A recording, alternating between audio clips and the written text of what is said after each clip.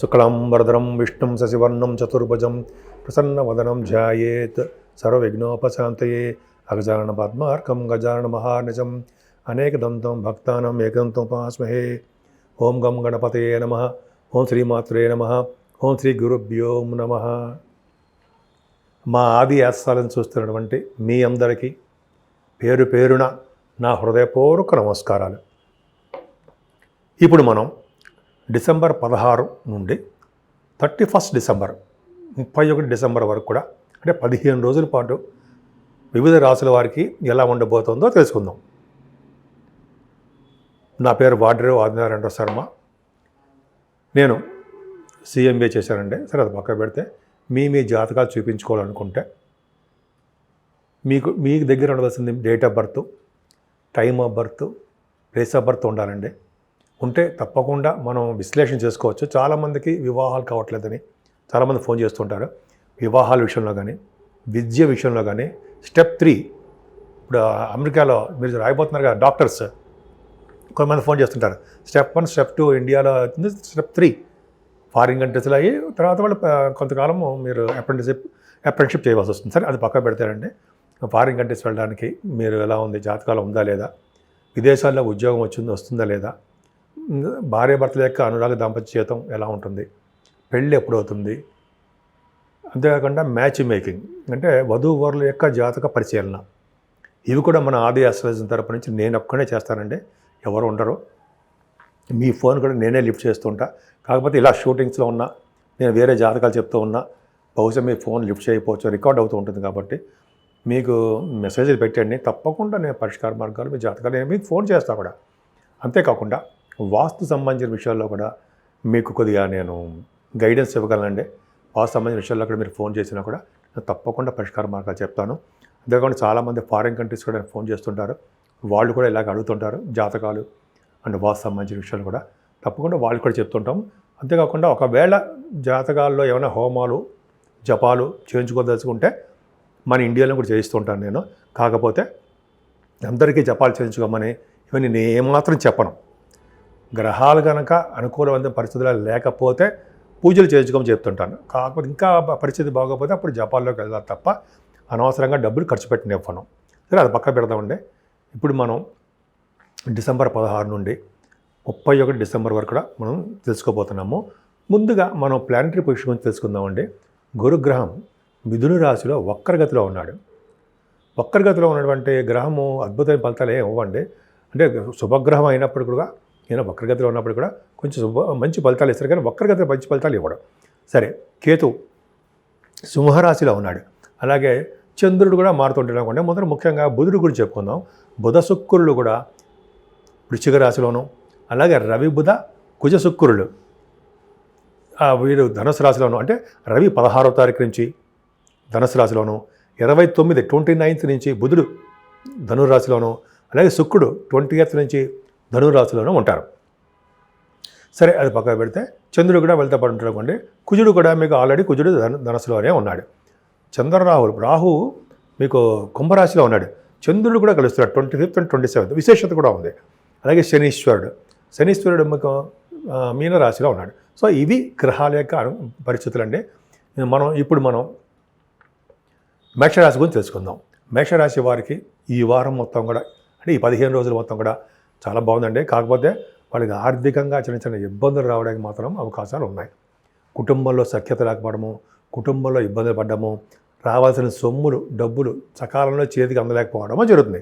కానీ ఆ రాష్ట్రాధిపతి నుండి శుక్రుడు చాలా బాగున్నాడంటే మీరు భయపడాల్సిన అవసరం లేదు. శుక్రుడు బాగున్నాడు కాబట్టి ఖచ్చితంగా మీ డబ్బులు వస్తాయి, రాకుండా ఉండవు. కాకపోతే ఆలస్యం అవ్వడానికి అవకాశం ఉంది.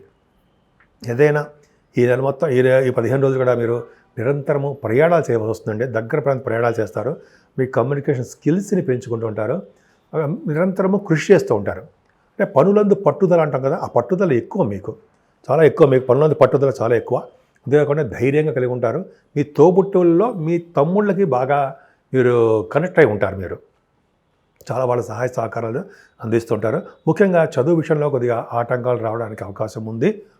కాకపోతే మీ తల్లిగారికి ఆర్థిక పరిస్థితి మెరుగవుతూ ఉంటుందండి. ఎందుకంటే చంద్రుడు మారుతుంటాడు కాబట్టి వివిధ గ్రహాలతో కలుస్తారు కాబట్టి మీ ఫైనాన్షియల్ స్టేటస్ బాగుంటుంది మీ మదర్ గారికి. అంతేకాకుండా గృహాలు కానీ, వాహనాలు కానీ, ఏదైనా వస్తువులు కొనుక్కోవాలనుకున్నా అవి చక్కగా సమకూరుతాయి. ఇంకా చెప్పాలంటే రైతులకు కూడా పంటలో నష్టం రాకుండా ఖచ్చితంగా మంచి జరగడానికే వాళ్ళకి అవకాశాలు ఉంటాయి. అంటే వాళ్ళ యొక్క ఫేసుల్లో మనం ఆనందం చూస్తాం.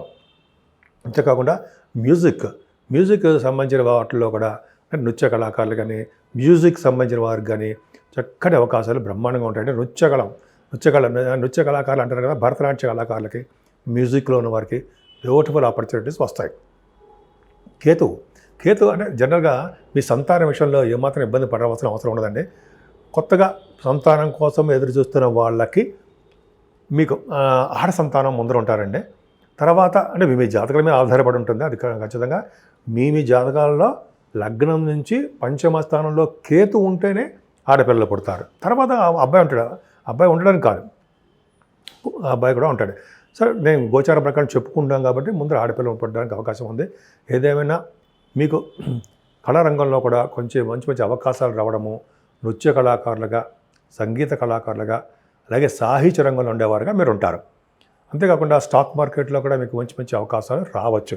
కానీ మీ మేనమామలకి కొంచెం హెల్త్ ఇష్యూస్ రావడానికి అవకాశం ఉంది. అయితే మీకు శత్రువుల వలన భయపడే అవకాశాలు ఉన్నాయి. భయపడ్డం కాదు, శత్రువులు మీకు ఏదో విధంగా మీకు పక్కన ఉంటారు, మీకు శత్రు భయంగా ఉంటుంది శత్రు భయం ఉంటుంది. అంతేకాకుండా మీ కొంతమంది కోర్టు సంబంధించిన విషయాల్లో కూడా చిన్న ఇబ్బందులు ఫేస్ చేయవలసి వస్తుంది. అంటే కంఫర్టబుల్నెస్గా ఇప్పుడు మీకు ఏమీ అనుకూలవంతమైన తీర్పు మాత్రం రాదు. కొంచెం అంటే కోర్టు విషయాలు అనకూడదు, లా రిలేటెడ్ సంబంధించిన విషయాలు అని చెప్తాం. అంతేకాకుండా 16th and 17th డేట్స్లో సప్తమ స్థానంలో చంద్రుడు ఉండడము, గురుదృష్టి కూడా సప్తమ స్థానం ఉండడం వల్ల బహుశా మీరు వ్యాపారాల్లో అభివృద్ధి చెందుతుంటారు. వ్యాపారం మూలకంగా ధనప్రాప్తి బాగా కలుగుతుంది. అది ఫుడ్ బిజినెస్ అవ్వచ్చు, అంటే రెస్టారెంట్స్ అంటాం కదా, ఆ బిజినెస్ అవ్వచ్చు, అలాగే మిల్క్ బిజినెస్ అవ్వచ్చు, వస్త్ర పరిశ్రమలు అవ్వచ్చు. ఇలా కాంబినేషన్స్ చాలా ఉన్నాయండి. అంతేకాకుండా మీ వివాహాది శుభకార్యాలు జరగడానికి కూడా చాలా అతి త్వరలో మీకు ఉన్నాయి. అంటే ముహూర్తాలు కుదరడము, అంటే మీ భార్య భర్త అంటే వధూవరుల జాతకాలు కుదిరి వాళ్ళకి పెళ్ళిళ్ళు ముహూర్తాలు అంటే కుదరడము జరుగుతుంది. పెళ్ళిళ్ళ ముహూర్తాలు జరగడానికి అవకాశాలు ఎక్కువ. అంటే పెళ్ళిళ్ళ అవకాశాలు మీ ఇంట్లో శుభకార్యాలు చేస్తారు. అంతేకాకుండా బుధ శుక్రులు కూడా అష్టమ స్థానంలో ఉన్నారండి. మీ పాయింట్ ఆఫ్ వ్యూ ఏంటంటే ఎవరికైనా సరే అష్టమ స్థానంలో శుక్రుడు ఉన్నాడంటే ఎక్సెప్ట్ కుంభరాశి వాడికి, మకర రాశి వాడికి తప్ప ఏ రాశికైనా సరే అష్టమ స్థానంలో ఉన్న శుక్రుడు ఉన్నాడంటే మీ జాతకం చూసుకోండి, మీరు జీవించినంత కాలము ఐశ్వర్యవంతులుగా ఉంటారు, ధనప్రాప్తి కలిగి ఉంటుందని శాస్త్రం. అంతే ఇక్కడ ఏముంది, ఇక్కడ ఇప్పుడు మన గోచార ప్రకారం చెప్పుకుంటాం కాబట్టి బుధ శుక్రులు మీకు అష్టమంలో ఉన్నారు. 6వ ఇంటి వాడు కదా మీకు అష్టమంలో ఉన్నారు. అంటే విదేశాల ద్వారా ధన సంపాదన ఉంటుంది. గవర్నమెంట్ ప్రొవిషన్ ద్వారా, అంటే గవర్నమెంట్ సంబంధించినటువంటి వృత్తి ద్వారా కానీ వ్యాపారాల ద్వారా కానీ మీకు ధనదాయం ఉంటుంది. ఇంటర్నేషనల్ ట్రేడింగ్ కూడా ఉండడానికి అవకాశాలు మీకు ఎక్కువ. అంతేకాకుండా బుధుడి వలన సడన్ గెయిన్స్ ఉండడానికి అవకాశం ఉందండి. అది ఒక అద్భుతమైనటువంటి విషయము. అలాగే స్టాక్ మార్కెట్లో బాగా స్టాక్ మార్కెట్ ఎంతో చెప్పాం కాబట్టి మీకు కంఫర్టబుల్గా బుధ శుక్రులు చాలా బాగున్నారు. ఇదే బుధ శుక్రులు భాగ్యంలో కూడా వెళ్ళిపోతున్నారు. సో రవి బుధ శుక్ర కుజులు డాక్టర్స్కి చాలా బాగుంటుందండి. అనువైన కాలం అంటాం సరే. గురుదృష్టి కూడా భాగ్యానికి ఉంది. అంటే మేషరాశి వారికి భాగ్యస్థానం బాగుందంటే వాళ్ళకి లక్ష్మీ స్థానం బాగుందనే అర్థం. అంటే ఏంటంటే మీరు డాక్టర్స్ వృత్తిలో బాగా సక్సెస్ అవ్వడము, ఆపరేషన్స్లో కూడా మీరు బాగా నిష్ణాతులు అవ్వడము చాలా బాగుంటుందండి. ఈ రవి బుధులు భాగ్యస్థానంలో ఉంటే వాళ్ళు ఫైనాన్స్ అండ్ అకౌంట్స్ విద్యలో కూడా మీకు బాగా రాణింపు ఉంటుందని చెప్తాం కదా. ఫైనాన్స్ సైడ్ కూడా మీరు ఉంటారు. అలాగే అశ్వసంపద మీకు ఉంటుంది. ముఖ్యంగా మీరు స్టెప్ 3 అంటే MBBS ఉన్నతమైన చదువు కోసము, అంటే MSL కోసము విదేశాలు వెళ్తారు. అంటే వీసా స్టాంపింగ్ అయిపోతుంది మీకు. మేషరాశి వాళ్ళకి వీసా స్టాంపింగ్ అయ్యి రాబోయే కాలంలో మీకు విదేశాలు వెళ్ళడానికి అవకాశాలు ఎక్కువ ఉన్నాయండి. ముఖ్యంగా విద్యార్థులు కూడా మీరు ఇంజనీరింగ్ విద్య రీత్యా కానీ, మీ చదువుకుని హైయర్ ఎడ్యుకేషన్ రీత్యా కానీ విదేశాలు వెళ్తారు. అని వ్యాపారాభివృద్ధి ఉంటుంది. వ్యాపారం సంబంధించిన వ్యవహారాల్లో కూడా మీరు విదేశాలు వెళ్తారు.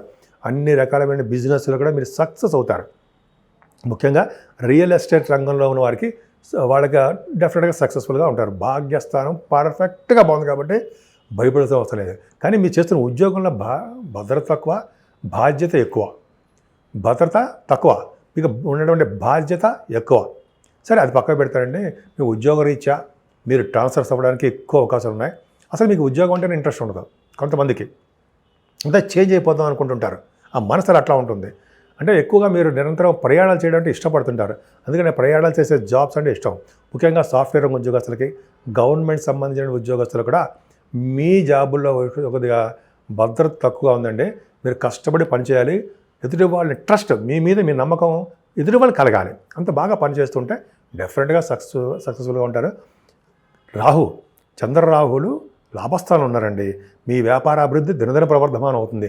రాజకీయ రంగంలో ఉన్న వారు కూడా రాహు ప్రభావం వలన చక్కటి అభివృద్ధికరంగా ఉండడానికి అవకాశాలు ఉన్నాయి. చంద్రరాహులు కలిసి ఉంటే వాళ్ళకి మంచి ఫిజిక్ బాగుంటుందని, దైవ సంబంధమైన వ్యవహారాల్లో వాళ్ళు భక్తి కలిగి ఉంటారని, అదృష్టం ఉంటుందని, అలాగే ధన ప్రాప్తి రాహు ఇస్తాడని చెప్తాం. అంతే కదండి. రాహుతో కలిసిన చంద్రుడు ఉన్నాడంటే రాహు మిక్కిలి బలవంతుడై శుభ ఫలితాలు ఇస్తాడు. లాభస్థానంలో ఉన్నాడు అంటే ఆటోమొబైల్ ఇండస్ట్రీస్, పెట్రోలియం శాఖలు ఇవంటాను సరా, అవన్నీ కూడా మీకు బాగా సక్సెస్ఫుల్గా ఉంటారు. ఫ్లైట్స్లో ఎక్కి తిరగడానికి అవకాశాలు ఎక్కువ ఉంటాయి. శనీశ్వరుడు వలన కూడా పండితుడు అంటాం. అంటే పండితుడు అంటే మీకు మంచి నాలెడ్జబుల్ పర్సన్. మీ కార్యములు మీరే స్వయంగా చేసుకునే తత్వంలో మీరు ఉంటారు మేషరాశి వాళ్ళు. సో ఈ విధంగా చాలా బాగుంది. మీరు ముఖ్యంగా పూజించవలసిన దేవుడు అమ్మవారు. అమ్మవారిని పూజించడం వలన సకల శుభాలు కలుగుతాయి. 12 రాశుల వారికి అంటే మేషం నుంచి మీనరాశి వారి వరకు కూడా కొన్ని గ్రహాల యొక్క వ్యతిరేక ఫలితాలు ఇస్తాయండి. ముఖ్యంగా రాహుకేతువులు, శనీశ్వరుడు, మెయిన్ ఈ కాంబినేషన్ ఈ ముగ్గురు కూడా చాలామందికి వ్యతిరేక ఫలితాలు ఇస్తూ ఉంటారు. ముఖ్యంగా మనం అన్ని రాశి వారు కూడా కేతువు వలన వచ్చే దోషాలు పరిహారం అవ్వాలంటే ఖచ్చితంగా వినాయకుడిని పూజించాల్సిందే. వినాయకుడిని ఎవరైతే గరిగితో పూజిస్తారో, వినాయక స్తోత్రం చదువుకుంటుంటారో, ఓం గం గణపతియే నమః, ఓం గం గణపతియే నమః, ఓం గం గణపతియే నమః ప్రతిరోజు 108 సార్లు పూజ చేసుకుంటుంటారో వాళ్ళకి కేతువు వలన వచ్చే దోషాలు పరిహారం అవ్వడానికి ఎక్కువ అవకాశాలు ఉన్నాయి. ఇంకా వీలుంటే మనం అమ్మవారి పూజలు దర్శనం చేసుకోవడము, లేకపోతే బగలాముఖి అమ్మవారు అంటే మనకి కామాఖ్య అమ్మవారి దర్శనం చేసుకుంటే సరిపోతుంది. ముఖ్యంగా సుబ్రహ్మణ్యేశ్వర స్వామి ఆరాధన కూడా ఖచ్చితంగా చేసుకోవాలండి. ఎందుకంటే కేతు కుజసమానుడు కదా, కాబట్టి సుబ్రహ్మణ్యేశ్వర స్వామి ఆరాధన అత్యంత పవిత్రమైనది, అత్యంత ముఖ్యమైనది. ప్రతి వాళ్ళకి కూడా అద్భుతమైన ఫలితాలు ఇవ్వడంలో మనగా మంచి మహానుభావుడు.